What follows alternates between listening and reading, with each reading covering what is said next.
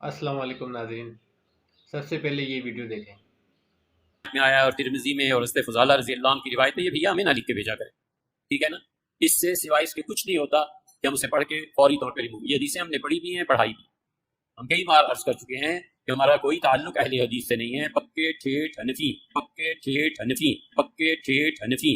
ہمیں نہیں سمجھ میں آتی امت میں جو 1500 سال سے ہمارے بزرگوں نے دین کو سمجھا ہے، آخر اس کو چھوڑ کے اب نئی نئی باتیں اور نئے نئے فرقے بنانے کی ضرورت تمہیں کیا پڑی ہے؟ اور کوئی کام نہیں رہ گیا۔ حدیث میں آیا ہے، حدیث میں تمہیں کیا پتا حدیث میں کیا ہے؟ کہ ہم حدیثیں پڑھنا شروع کر دیں تاکہ گمراہ ہو جائیں ولیعذ باللہ۔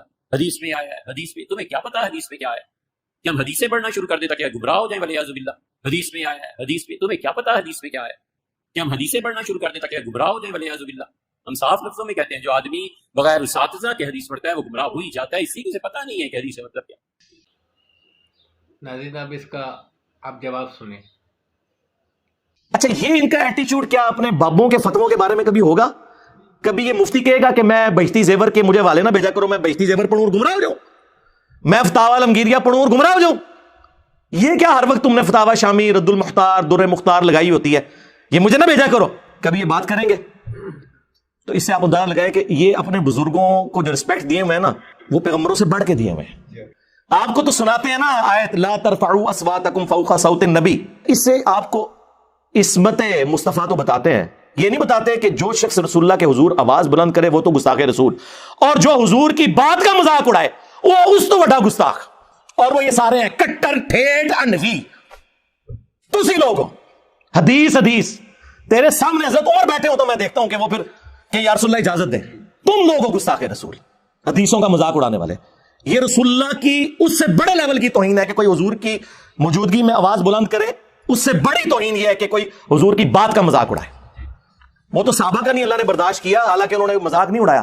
اب مجھے بتائیں کہ وہ اللہ ایسے لوگوں کے ساتھ کیا کرے گا جو نبی الاسلام کے فرامین کا یوں مذاق اڑاتے ہیں؟ حدیث پڑھ کے گمراہ ہو جائیں گے۔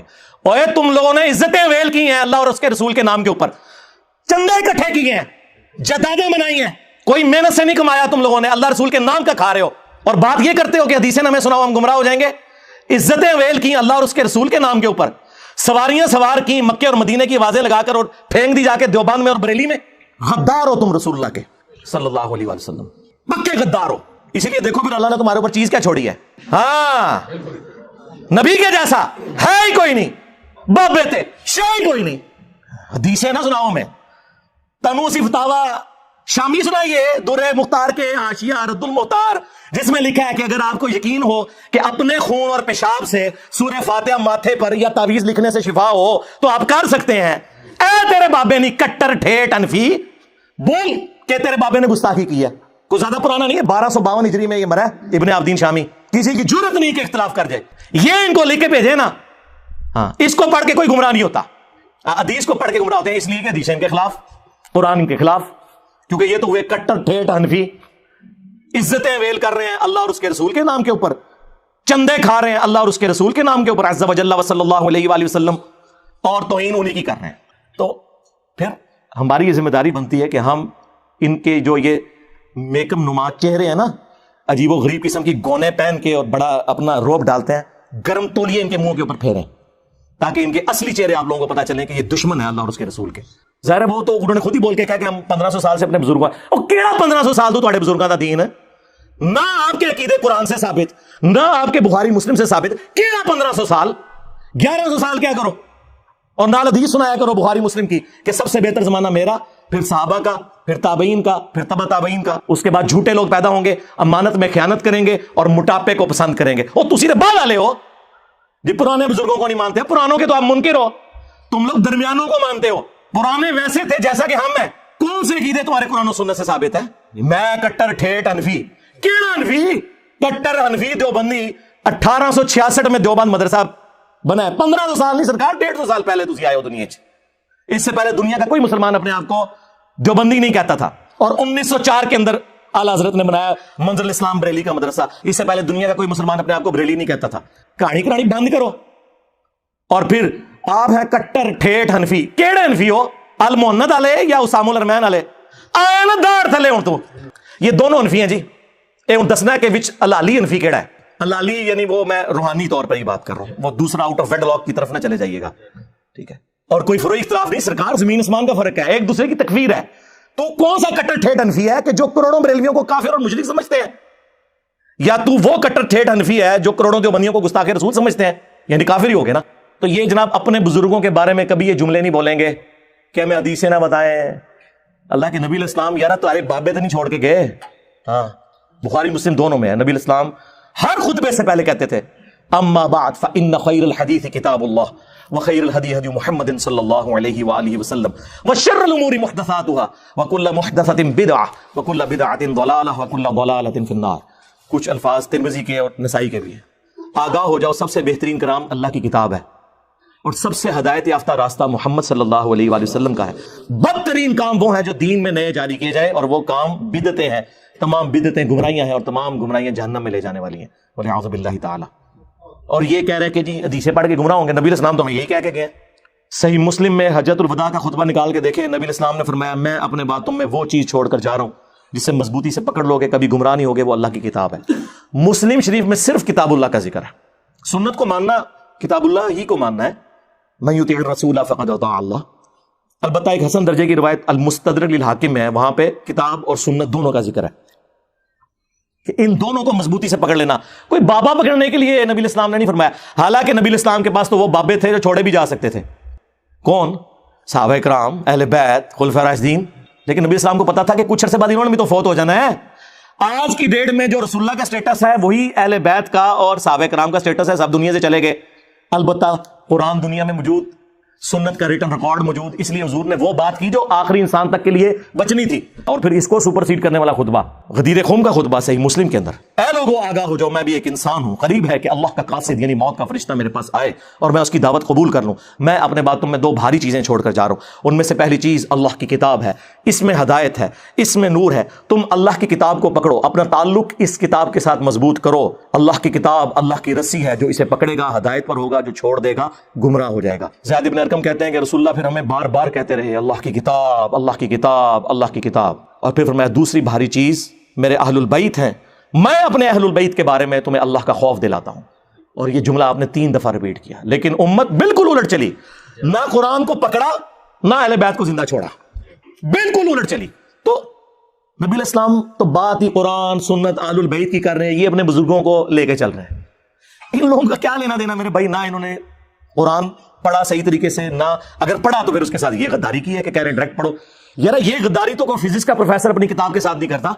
آج تک کسی فزکس کے پروفیسر کو سنا ہے کہ آئنسٹائن کی تھیوری آف ریلیٹیوٹی نہ پڑھنا گمراہ ہو جاؤ گے، یا کوئی انگلش کا پروفیسر کہے کہ آکسفورڈ کی ڈکشنری نہ پڑھنا گمراہ ہو جاؤ گے. اس سے بڑھ کر میں میکینیکل انجینئرنگ میں نے کی ہوئی ہے، جب کبھی بھی بڑے مجمع میں میں نے اپنی کلاس کے اندر ٹیچر کی غلطی نکالی نا کتاب سے، تو اس نے ہمیشہ کہا تھینک یو. مولوی کی آپ غلطی نکالو گے نا تھینک یو. یعنی ایک دنیاوی ٹیچر جسے یہ سمجھتے ہیں، ہم تو اس تعلیم کو بھی دین کا حصہ سمجھتے ہیں، فزیکل فنامنا آف نیچر کی تعلیم ہے، سائنس کی. وہ اپنی کتابوں کے غدار نہیں ہے، یہ لوگ اپنی کتابوں کے غدار ہیں، اور اس سے بڑھ کر ان کتابوں سے کھا رہے ہیں. انہی ناموں کے اوپر انہوں نے عزتیں ویل کی ہیں. اتنی بے ایمانی اس طرح کون کرتا ہے؟ یہ لوگ کرتے ہیں. میں کٹر ٹھیٹ حنفی، بول پھر کہ میں وہ کٹر ٹھیٹ حنفی کہ جس کے بابے نے الامداد رسالے میں لا الہ الا اللہ اشرف علی تھانوی رسول اللہ کو انڈورس کیا ہوا ہے. آیا نا داڑ تلے. ہاں میں وہ کٹر ٹھیٹ حنفی. کبھی اس میں بھی پرچی پڑھنا کہ اشرف تھانوی صاحب کو عقل کے ناخن لے کہ آپ یہ کیا بات کر رہے ہیں کہ اس میں بڑی تسلی ہے کہ تیرا پیر متبع سنت ہے. کیا خلفائے راشدین اس طریقے سے کرتے تھے؟ اور پھر آل محمد کے جو عقیدے ہیں وہ تو میں پوری دنیا کے دیوبندیوں کو کہہ رہا ہوں کہ صرف 3 عقیدے سرکار، ویسے تو اس کے اندر بہت کچھ ہے، 3 عقیدے بتائے ہوئے ہیں. اس کو قرآن و سنت کی روشنی میں آ کے جسٹیفائی کریں. میں کٹر ٹھیٹ حنفی صاحب، آپ آ جائیں میدان میں. پہلا عقیدہ لکھا ہوا ہے کہ ہم بزرگوں کی قبروں اور سینوں سے فیض لینے کے قائل ہیں، نچوڑنے کے، ٹیکا لگا کے نہیں. وہ نے کہا نہیں، اس طریقے پر جو خواص کو معلوم ہے، نہ کہ اس طریقے پہ جو عوام میں رائج ہے. اور پھر میں نے بتایا ان کے خواص کیا کچھ کرتے رہے قبروں سے. ارواح ثلاثہ میں اشرف تھانوی صاحب نے لکھا ہے قاسم نوتوی مرنے کے 6 سال کے بعد قبر سے نکل کر، خواب میں نہیں بیداری میں، دیوبند کے 2 مولویوں کی صلح کروا کے واپس چلا گیا قبر کے اندر. یہ خواص کا طریقہ ہے. عام بندے تو بھی کیا گزرا. اور بڑے ان کے اس طرح کے قبر پرستی کے واقعات ہیں، وہ میں نے پورا ریسرچ پیپر نمبر 6 لکھا ہے، قبروں سے فیض کے عقیدے کا تحقیقی جائزہ. پھر دوسرا انہوں نے لکھا ہے کہ ہم رسول اللہ کی قبر کو اللہ کے عرش، کرسی اور کعبہ شریف سے افضل مانتے ہیں. ایک کیڑی آیت ہے، کیڑی حدیث ہے. اور پھر تیسرا عقیدہ بتایا تھا کہ ہم رسول اللہ کی قبر مبارک میں جو حیات ہے اسے دنیا کی سی مانتے ہیں، دنیا کی سی. حیات مبارکہ تو ہم بھی مانتے ہیں، اعلیٰ ترین برزخی حیات ہے، اس میں تو کوئی شک ہی نہیں، جسم مبارک بھی سلامت ہے، اس پہ تو میری کئی ایک ویڈیوز ریکارڈڈ ہے، یہ دنیا کسی کیا ہے۔ اور پھر وہ کہتے ہیں جناب کہ وہ جی یہ تو سیوطی نے لکھا ہے، او بھائی سانو کی دی تو حوصلہ دیو۔ ہم جب قرآن و سنت کے دلائل کی روشنی میں حضرت معاویہ رضی اللہ تعالیٰ عنہ، حضرت مغیرہ ابن شعبہ رضی اللہ تعالیٰ عنہ، حضرت عمر بن عاص رضی اللہ تعالیٰ عنہ سے اختلاف رکھ سکتے ہیں تو تواڈے امام تے شے کوئی نہیں، سیوطی نے لکھا ہے۔ سیوطی کون سا پرانا ہے یار، 500 سال پہلے ہوا، 500 سال بعد میں بھی سیوطی بنا ہوں گا، میں تو ہوں نہیں بن گیا تھے۔ ہاں سیوطی نے اتنا مجمع ویکھیا ہونا ہے، چھڈ دیو انج کوئی پڑھدا ہے، کوئی علمی گل کرو۔ تے کٹر ٹھیٹ انفی صاحب میرے خیال ہے اتنی خوراک کافی ہے تواڈے واسطے، ویسے تو تانوں پتہ ہے میرا تو فیوریٹ ٹاپک ہے۔ ہاں میں تو کوئی موقع نہیں جاننے دوں گا کہ میں ڈرل کروں گا ان کی پبلک کے دماغ میں کہ سوچو کہ یہ تم لوگ کن لوگوں کے پیچھے لگے ہوئے ہو۔ یہ وہ لوگ ہیں جنہوں نے عزتیں اللہ اور اس کے رسول کے نام کے اوپر اویل کی ہیں اور قرآن و سنت کے نام سے چڑھتے ہیں اور کہتے ہیں ہمیں نا لکھ کے بھیجا کرو، ہم تو یہ پڑھ کے ریموو کر دیتے ہیں۔ ہم 1500 سال بعد اب تم لوگ بتاؤ گے ہمیں، ہم اپنے بزرگوں کا دین چھوڑ دیں۔ اچھا انہوں نے پتا ہے کہ قرآن دی جڑے پڑھتا ہے نا انہوں نے بابے تو فارغ ہو جاتا جاؤں۔ ہاں انہوں نے پتا ہے، جی دی سب تو بڑی مثال میں 2002 میں عمرے پہ گیا، غلاف کعبہ پکڑ کے دعا مانگی تھی، اللہ مجھے بریلوی مارنا، شکر ہے قبول نہیں ہوئی۔